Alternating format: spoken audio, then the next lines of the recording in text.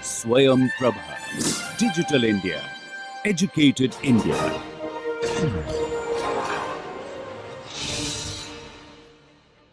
Good day. So, today we will discuss Hamilton's principle, and using Hamilton's principle we will find equations of motion which is equivalent to Newton's second law. So, in Newtonian mechanics we applied second law of Newton's second law and we got equations of motion. So, here we apply a different principle known as Hamilton's principle, and this is also known as principle of least action. So, this is also known as least action, principle of least action. Okay. So, let us consider a system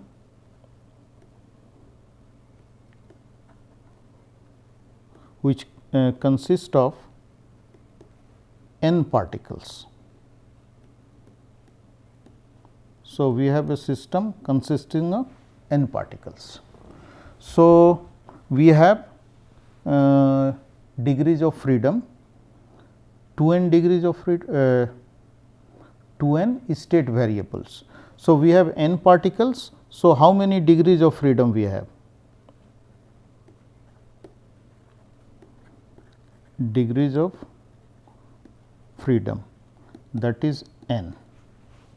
And how many generalized coordinates we have? Since degrees of freedom we have n, so we can have n generalized coordinate.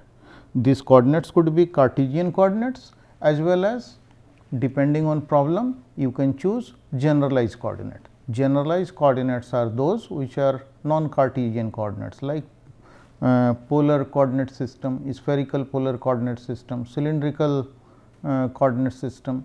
So, those coordinates are known as generalized coordinate.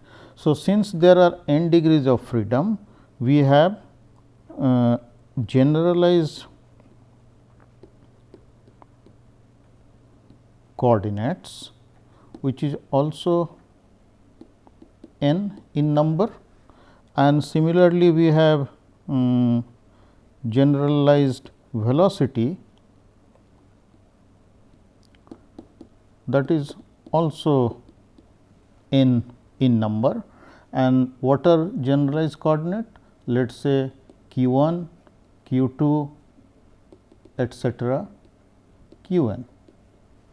And there are n generalized velocity, they are q 1 dot, q 2 dot and q 1 etcetera. Now, state of a system is described by its coordinates and velocity, that is what we discussed last time. So, state function, let us say L, represent the state of a mechanical system. What kind of system we are considering? The n particle a system which consists of n particles. So, that is what is my mechanical system, that is what we are considering.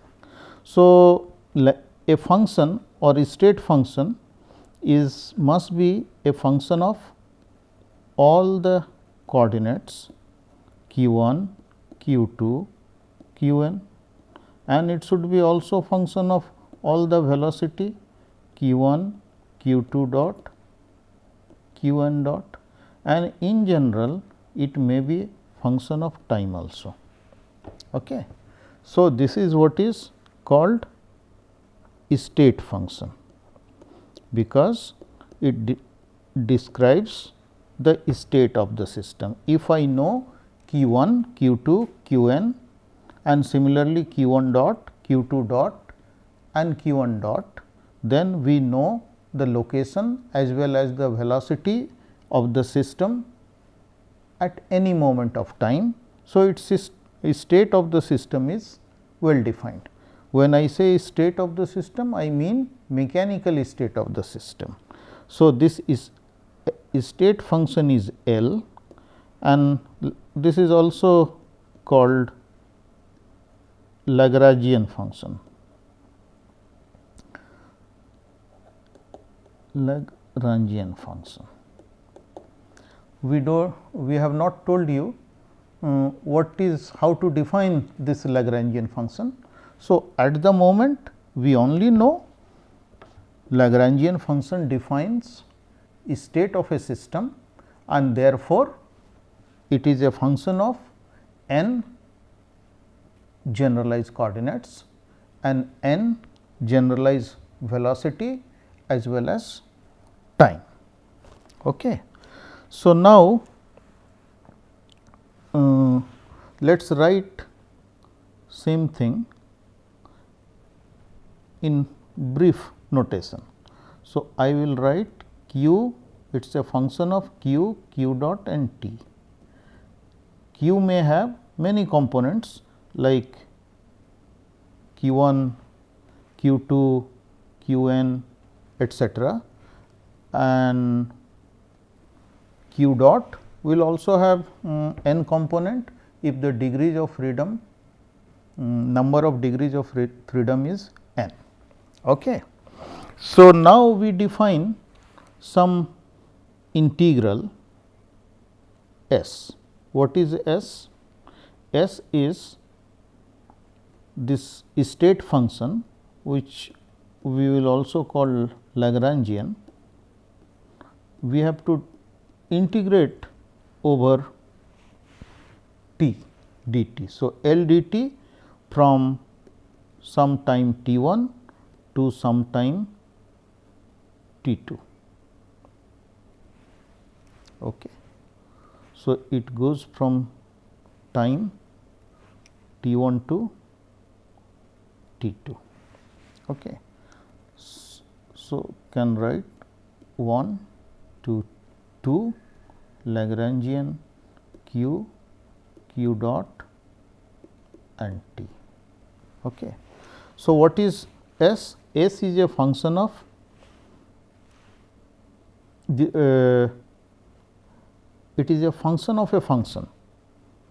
See, Lagrangian is function of q, q dot and t, and s is some integral over period of time for finite period of time.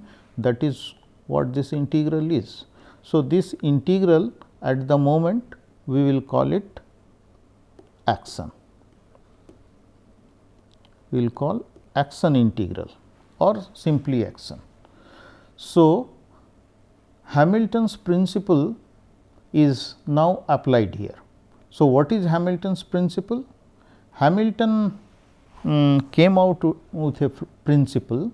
Suppose I have a system of particles. So, here I am plotting, let us say, on x axis time and here q of t. If it has n coordinates, that means n degrees of freedom. So, then I will have to plot with time n different coordinates. So, symbolically all q 1, q 2, q 3 they are at the moment I am plotting on only one q of t, but I assume there could be different coordinates. So, now let us say at some t 1 and here some t 2. So, this is t 1 and this is t 2. I want to know the value of some action between t 1 and t 2. So, value of q at t 1 is q 1 and value of q at time t 2 is q 2. Okay. And the curve I have chosen, it is a possible path for the system to evolve or go from here to here, but path may be chosen not like that. it may be some other possible path that also I plot in different color. It could be some other path also. It can go from point 1 to point 2 by different possible path. Okay. So, it may go by different possible path. So, which is the correct path? We do not know as the system evolves, because in Newtonian mechanics you know following Newton's second law there would be evolution of the system and it will go from one point to other point following Newton's second law. But now we are going towards a new formulation. At the moment we do not know which is the correct path for the particle. So, we follow what is called Hamilton's principle. Hamilton came with a principle told if a system of particle is starting from time t 1 and it goes evolve in time. So, at some later time t 2 it will follow a path such that the action is minimum for a mechanical system. The action integral S is, or it takes the least possible value. The action takes a least possible value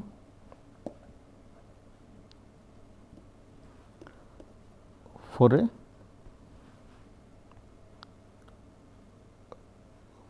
a path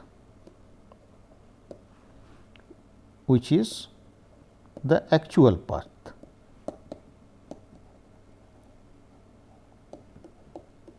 So, a system will evolve in time such that its action takes a minimum value for a mechanical system. For some other system which are not mechanical, like in optics and other places, this value need not be minimum, it may be maximum or it may be neither minimum nor maximum. So, we will come to some example later. So, Hamilton's principle is the system when evolves in time, it chooses a path along which the action integral takes least value. Okay. So, out of 4 paths I have drawn, there are infinite number of paths between these 2 points, point 1 and point 2, but system will follow a path which we will call actual path, for which the action integral takes minimum value. Okay. So, that is what is the Hamilton's principle. So, if I am again writing this action which is integral point 1 to point 2 and some state function which depends on q, q dot and t. So, it is going to take least value this integral, we will going to take least value. So, if it takes least value, then if I vary this function about this least value, then there would be some change in the value of Lagrangian. So, let us draw once again. So, point 1, point 2, this is t, this is q of t. So, let us say this is my actual value. If I choose any other path, let us choose a different path. and I follow that path, then if I compute my action integral, then it should turn out to be little different than its value. When it comes to this actual path, then it will attain the least value. So, if L of q dot t, if I vary at any moment of time, the value of q has gone here, at this point it has gone here, here it has gone somewhere else. So, Lagrangian has changed, q has been varied little bit. So, q has changed to q plus delta q, q dot has also changed to delta q dot, and it has gone to that. So, this is the variation in q in different paths. Suppose this was Lagrangian for actual path, and this is not for actual path, this is for a path that is a possible path to go from point 1 to point 2. There are infinite number of paths as I drew earlier. So, there are infinite number of ways to go there, but actual path is the black one and the other colored ones are possible paths. And Hamilton's principle says this integral, which is called action integral, would be minimum for a mechanical system along the actual path. So, if Lagrangian has gone from actual Lagrangian to varied Lagrangian, then S would be also. So, how do I find out change in action? So, change in action is new Lagrangian minus old Lagrangian. So, new Lagrangian is q plus delta q, q dot plus delta q dot t minus old Lagrangian. Okay. So, if Lagrangian is at integral, so I have to write the whole integral, not only this one. So, dt minus this. So, integral after Lagrangian has changed little bit and original Lagrangian. So, this thing I will do Taylor expansion around q, q dot etcetera. There are two independent variable. So, let us say I do a Taylor expansion. So, I write L q, q dot and t, then plus variation of Lagrangian with respect to q and change in q. So, these are the delta q. In the figure, if you go from one, so this black curve you see in this path, you go to any of the colored one. So, that is what is delta q. It may have different possible values depending on which path I choose. Similarly, there would be variation of Lagrangian with respect to q dot and delta q dot.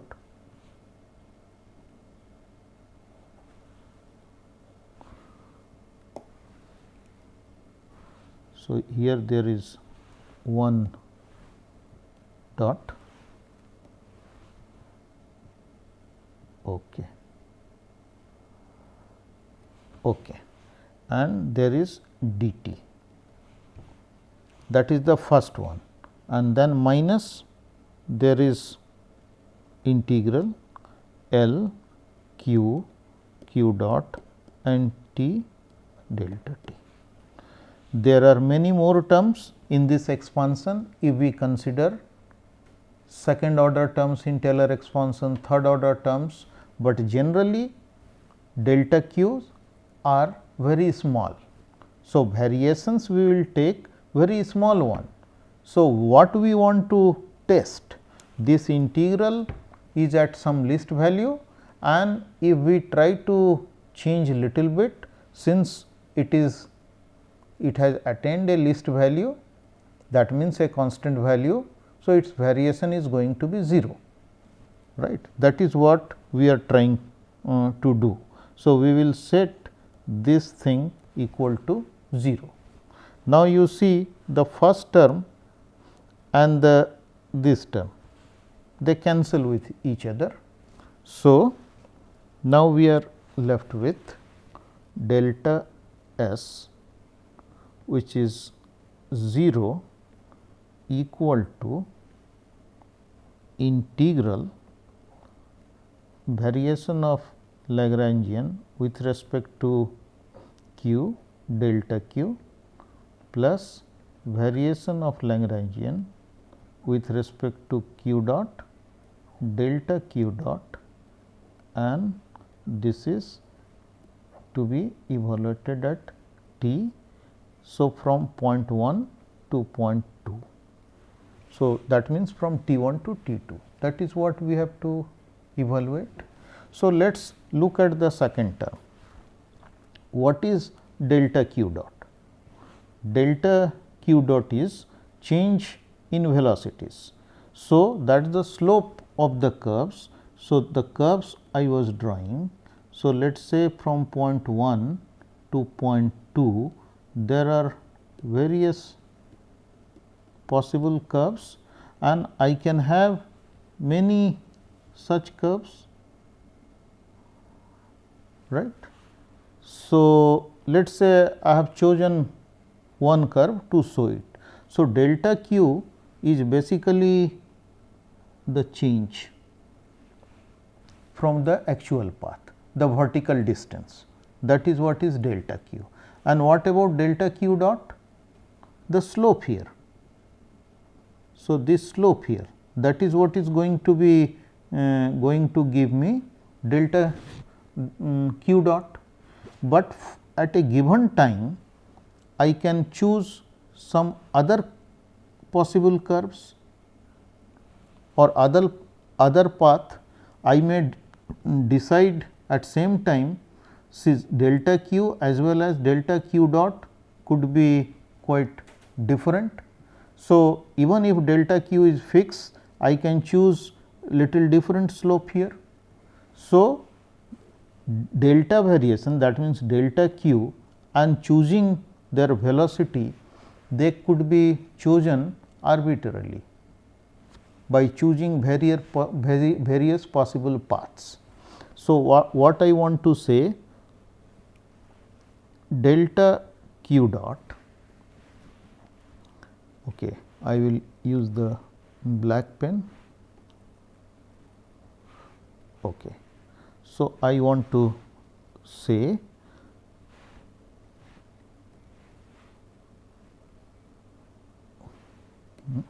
it has not become black. Okay.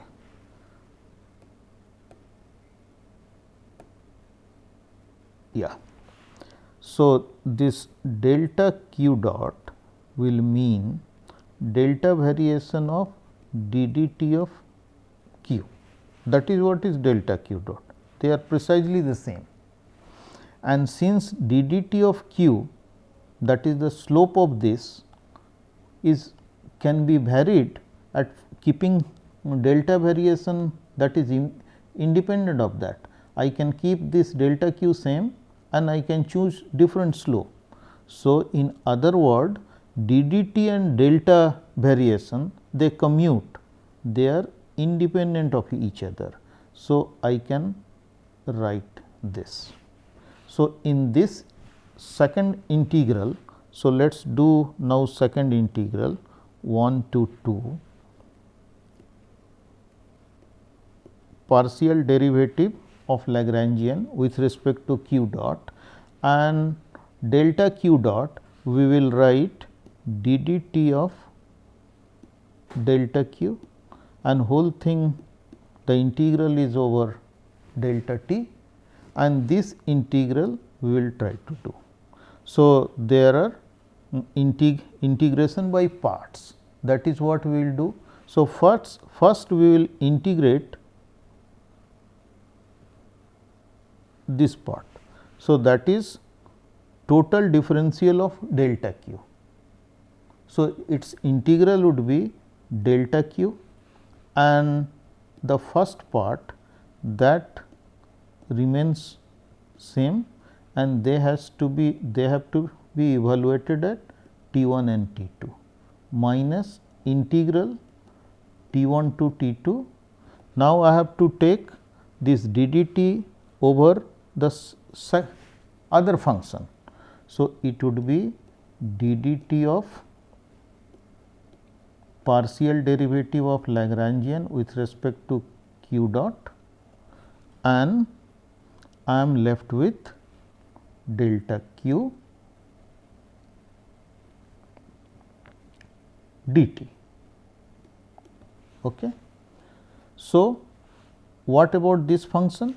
So, you see I can take various possible paths between point 1 and point 2, but what is the property, what is fixed for all the possible path? For all the possible path at time t 1 and at time t 2, they start from same point and they end at the same point. That is what is required in Hamilton's principle.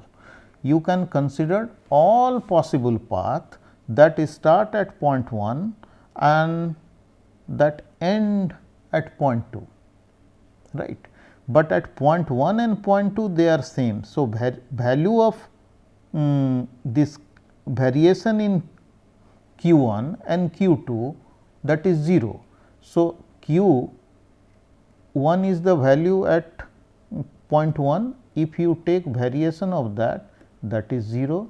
Similarly, variation of q 2 must be 0. Why? Because all the paths start at point 1 and they end at point 2. So, at point 1 there is no variation, they are all they have exactly the same value.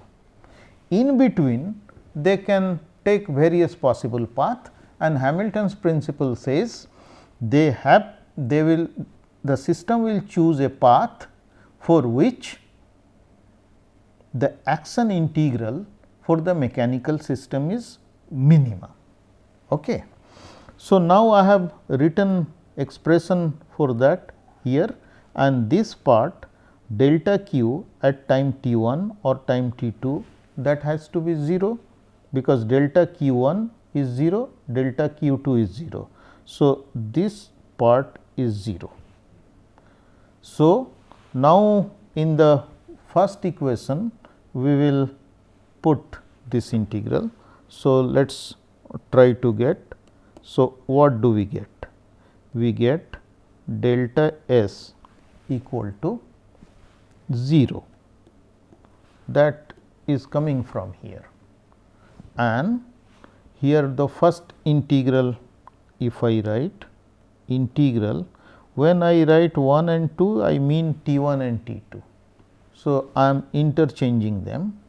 So, partial derivative of Lagrangian with respect to q, and from second one rate of change of partial differential of Lagrangian function with q dot, and delta q here, delta q here. So, they are outside. So, this must be 0. Now, you see this integral delta q is small. I can choose any small value, but I can choose this small value arbitrarily.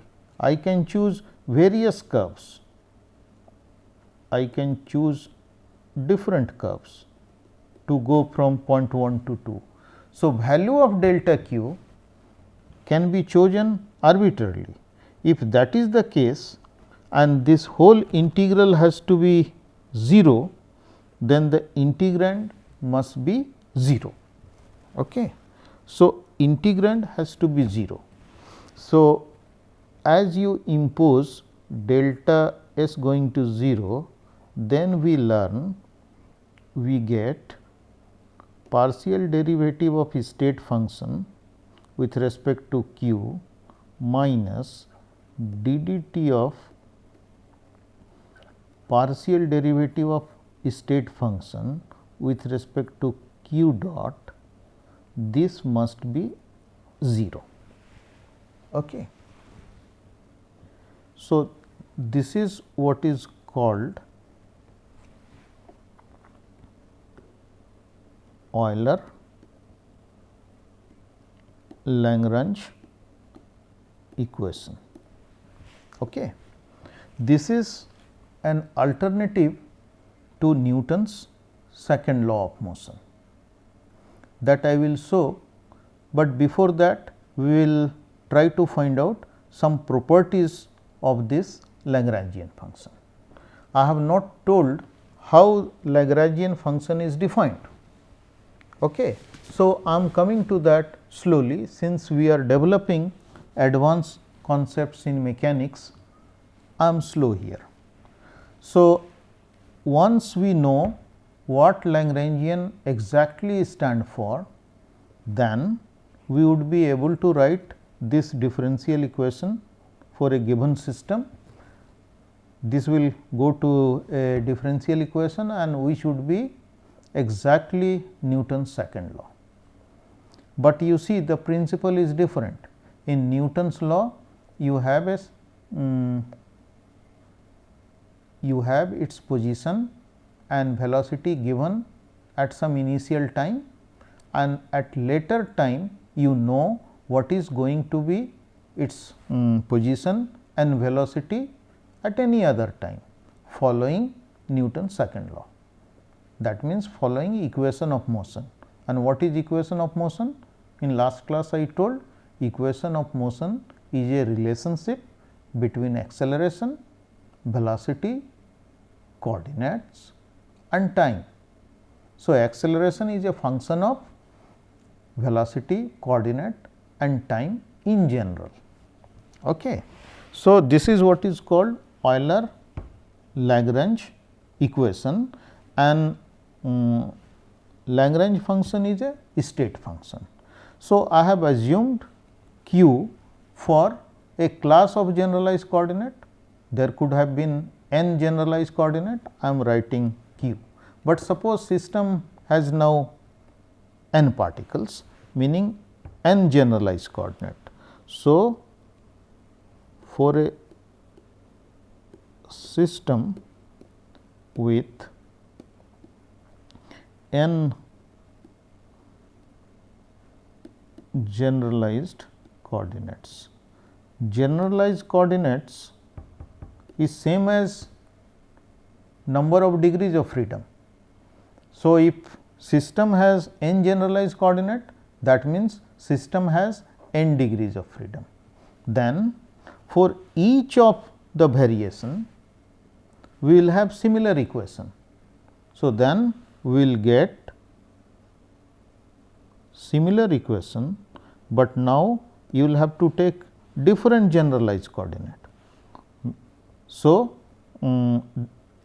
this is a function of q 1, q 2, q n. It is also function of q 1 dot, q 2 dot, q n dot and time, that you are taking derivative with respect to that, minus d dt of partial derivative of Lagrangian with respect to q I dot.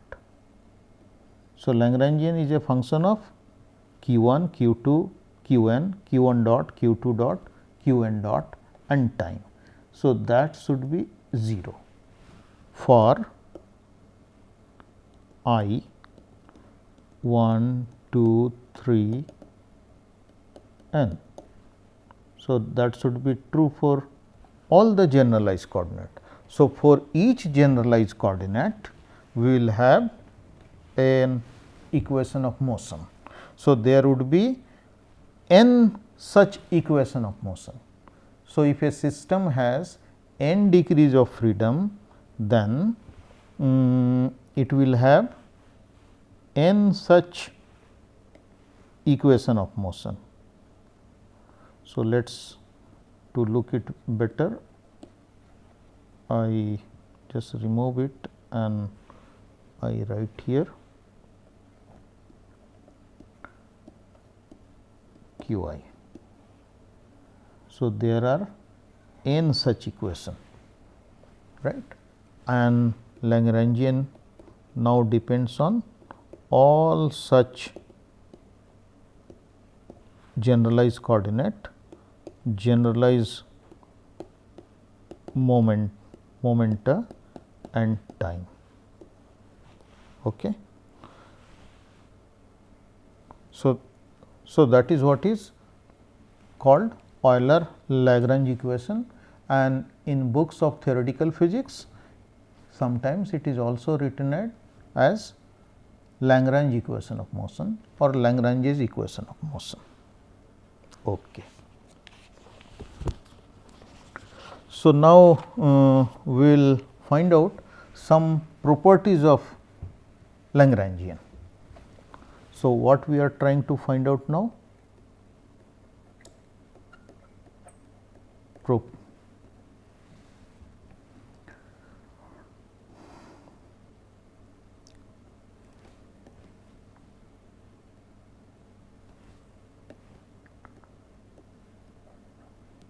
Of the state function, which is Lagrangian. We try to find out some properties.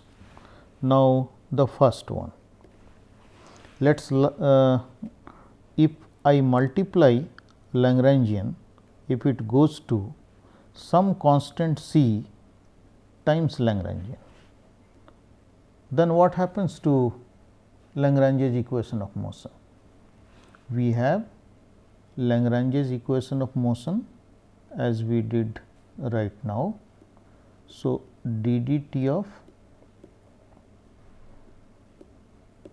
partial derivative with respect to q dot, that equal to 0. This is my equation of motion. Now, if multiply the Lagrangian by a constant c, my equation is not going to change. C is common everywhere and that goes out. So, if I multiply my Lagrangian by a constant, Lagrange's equation of motion will remain the same. There is no variation in equation of motion. Okay. So, Lagrangian is defined only within a multiplicative factor. You can multiply by any constant, Lagrangian may change, but not the Lagrangian equation of motion, or there will not be any change in Euler-Lagrange equation. So, that is one property. There is other property. Suppose I have a system and I divide into two parts. A part I call A, other part I call B. So, this is a closed system. So, what is a closed system? Closed system does not exchange energy and particles with its surrounding. So, energy of the system inside and number of particles remain the same if the whole system moves from one place to other place. Okay. So, suppose I have a system which I divide into two parts and I try to take two parts, I break it and try to take far apart. Okay. So, there are particle insides. So, these particles are interacting with each other, but these particles are not interacting with environment or anything outside this shape. Okay. So, system is closed. So, now if I take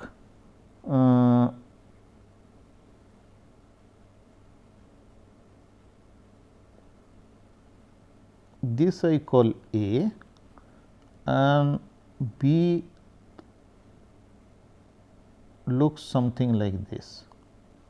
My figure is not so nice, but this part has come here and this part is here. So, what I have done? I have taken a system and let us say I have divided into two parts and the distance between them is let us say d, right. So, particles inside that are interacting and these particles were also interacting what was in the other part. Okay.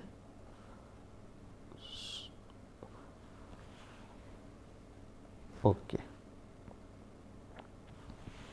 So, there are two parts and they are taken apart. So, there are particles interacting with them, there are particles interacting with them. When d is less, these particles may also interact with particle in the other part, the part B. But let us say as d becomes larger and larger, as d goes to infinity, the Lagrangian of part A or part A does not interact with part B. So, Lagrangian of part A will not depend on coordinates velocity of part B. Similarly, Lagrangian of part B will also not depend on Lagrangian of part A, because they are far apart and interaction is either 0 or very low, insignificant, we can ignore them. Suppose the original object consisted of some charged particle and I divided parts into this whole thing into two parts, one is A, other is B. If we take A and B separately at a large distance, so electric interaction of due to electric field will go slowly, will reduce, right. It would be interaction would be 1 upon r square type. So, 1 upon d square type, as d is becoming larger and larger, interaction will go to 0. So, interaction would be insignificant. So, when interaction is insignificant, that means part A and part B are not interacting, then total Lagrangian would be what? Lagrangian of part A plus Lagrangian of part B, because there is no more interaction and they have been divided into two parts. So, Lagrangian of part A is L A and Lagrangian of part B is L B. So, total Lagrangian as d goes to infinity is equal to L A plus L B. So, what does this mean? This says Lagrangian of non interacting parts, Lagrangian of non interacting parts of a system is additive. So, additive is very important property. So, if you know the Lagrangian of different parts of a non interacting system, then total Lagrangian is equal to sum of all these things. Okay. Now, let us test the first one. If I multiply a Lagrangian by constant C, Lagrange's equation of motion do not change. So, here also if I multiply with the total Lagrangian in d equal to infinity is telling they are not interacting, would be C L A plus C, right. C will cancel and Lagrange's equation of motion, whether I compute for part A or part B separately and then add, it would be same. But you notice this will not be equal to C 1 times Lagrangian of part A. One may argue Lagrangian is defined within a multiplicative factor. So, let us say for this subset Lagrangian of part A, I will multiply with C 1 and Lagrangian of part B, I will multiply with C 2 and I add them. Will that equal, that would be equal to the total Lagrangian of the system? No, this is not true. Why? Because of the additivity of Lagrangian of non-interacting system. So, when there are non-interacting system, they may be considered either they are part of a bigger system which are divided into different parts, you add their Lagrangian, then all the parts have to be multiplied by same multiplicative factor. You cannot multiply one of them with C 1 and another with C 2 and you will argue because it is defined within a multiplicative factor. You cannot use this and say different part I will multiply with different constant. Why so? Because of the additivity. So, second property, that is what is additivity. So, because of the additivity you cannot do this. Third important property, see, so far I have not told what Lagrangian is, how does the Lagrangian function look like. So, how will you integrate? To find out the integral, we need the form of Lagrangian. We only know it is a state function, that is all we have done at this moment. So, we are trying to recapitulate all the properties. So, one we found it is defined within a multiplicative factor, other is it is additive if the different parts or Lagrangian of several systems which are non-interacting with each other, you can find the Lagrangian of the total system only by adding Lagrangian of different parts. Now, let us say there is a Lagrangian and this goes to some other Lagrangian L prime. L and N prime differ by an amount L plus total derivative of some function which depends only on coordinates and time, but nothing else. So, this is any function for which derivative exists, we can derive take derivative etcetera, those properties are required, but otherwise it could be an arbitrary function. So, my new Lagrangian differs from old Lagrangian by a DDT of some function which depends on q and t. So, then what would be my new action integral? So, action integral would be L prime dt. L prime can be written L dt plus d dt of f q and t and dt, that integral. I have just put the expression for L prime. So, L prime is L plus d dt of f. F is a function of coordinates and time only, and there is a dt. So, now if I integrate, let us say this is L dt, and what happens? d dt goes. So, it is a total differential of a function f. So, df.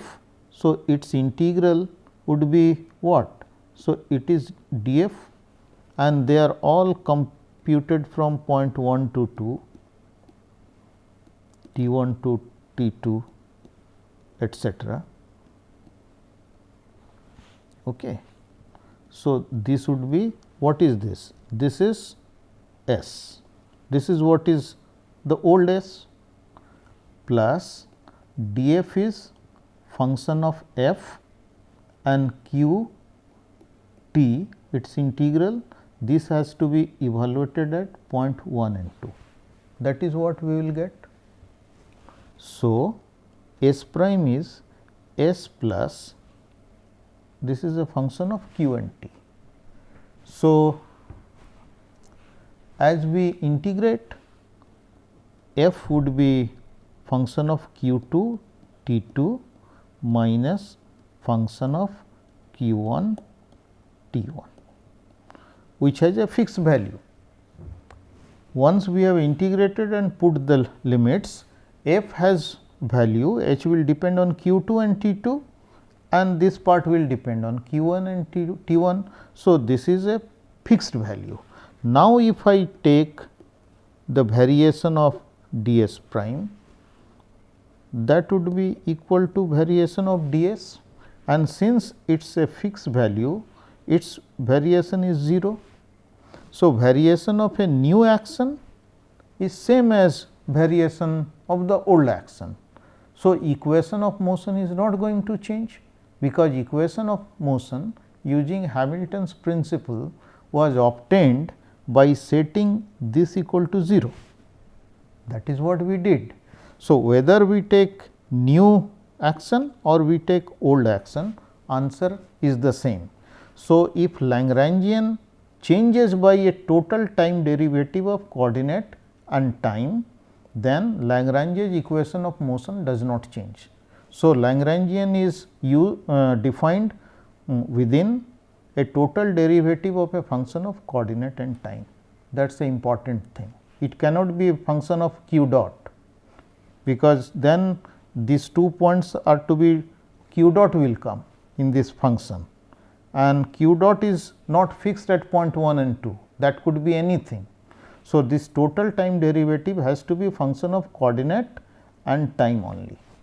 So, this is third important property of Lagrangian. So, that is all for today. Thank you.